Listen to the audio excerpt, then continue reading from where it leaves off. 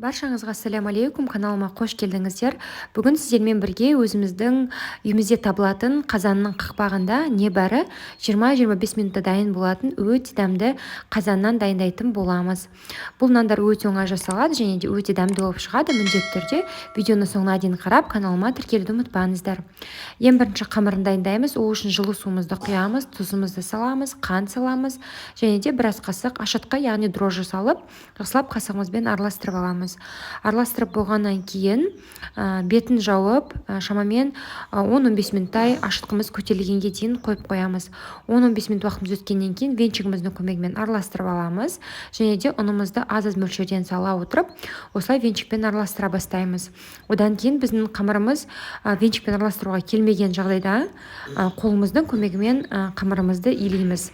Бізде жұмсақ, қолымызға сәл жабысыңқырап тұратын қамыр пайда болуы керек. Міне біздің қамырымыз дайын болды. Енді мен қазір қамырдың бетін пищевая пленкамен жауып, шамамен көтерілгенге дейін 1 сағаттай орап қоямын жылы жерге.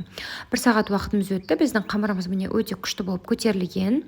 Енді қазір лепешкамыздың, яғни қазан нанымыздың формаларын жасайтын боламыз. Ол үшін ұнымыздың үстіне сәл ғана, кішкене ғана құрағын себеміз.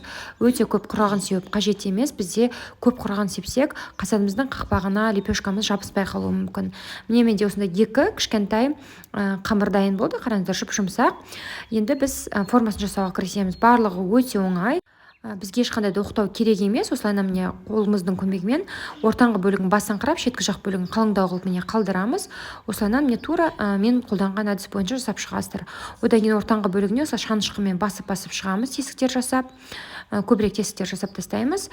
Енді біз қазір осы қазанның қақпағына осы нанымызды орналастыратын боламыз. Қазір мен қайтадан теріс жағын аударып алдым. Енді осы теріс жақ бөлігіне қолымды шамалы сулап алып, осылайынан сумен басып шығамыз.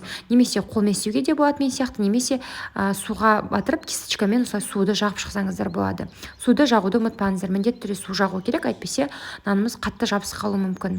Енді қазір осы лепешкамыздың су жаққан бөлігімен қазанға қаратып қоямыз. Міне осылайынан қайтадан кішкене үстін басып шықты. Қатты баспаңыздар, сәл басыңқырап шығамын.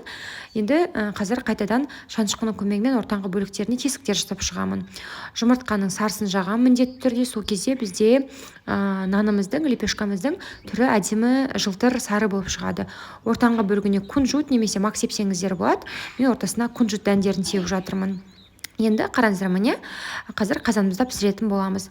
Максималды оттың қызуында қазанымды кішкене қыздырып алдым. Енді қазір осы қақпағын жауып, оттың қызулығын орташа оттың қызуында 20-25 минуттай пісіріп аламыз, сарғайғанға дейін.